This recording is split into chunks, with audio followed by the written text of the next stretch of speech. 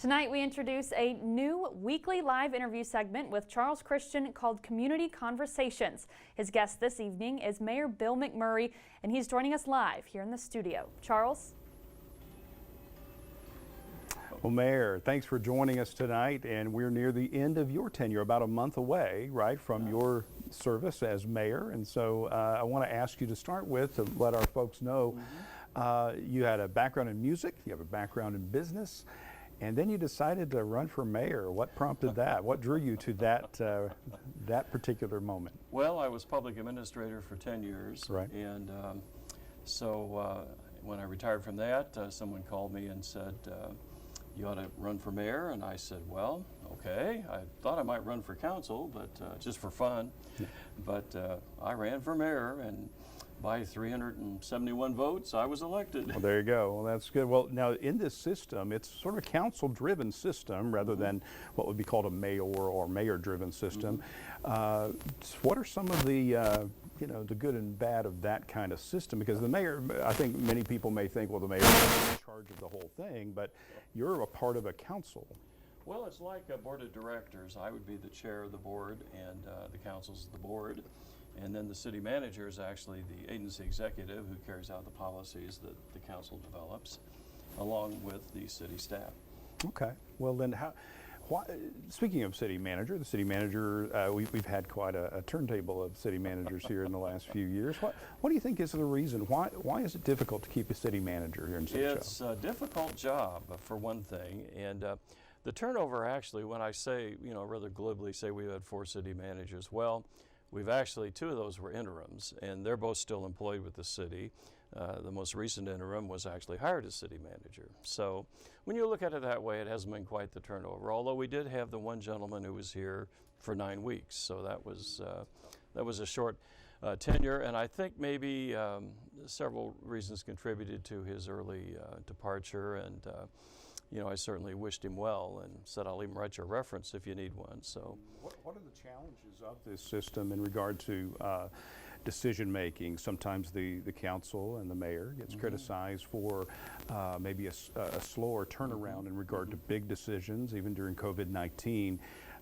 Is that a drawback of the council-driven system, or are there good things that we should know about that? Well, no, I think, many hands make light work, and I think it's good to have 9 people representing the citizens. They are the 9 people who are elected, and, they, with the city staff, help develop where the city's going. And we certainly listen to what people say. And, during the COVID, the 2 years of COVID, which we're about 1 year away from when the mask came off, so we can celebrate that anniversary. But it's a difficult thing to do, and I'm glad we have 9 people that can discuss it. Okay. Any regrets on that situation? I mean, a lot of folks on the national level and on the state level have spoken in recent days, in fact in recent weeks coming up on the anniversary, about the good things and the regrets they have in regard to how COVID-19, once it really hit, was handled. Do you have any regrets on that? Do you have any positives about that in your experience? The only regret I really have is that we don't have more people vaccinated, but we are doing very well with COVID right now, fewer than 10 people in the hospital. It wasn't too long ago that we had 5 or 6 times that many people in the hospital. And we've also, the number of cases, the rising of the cases, we now have a negative line going down on COVID. So I'm very happy.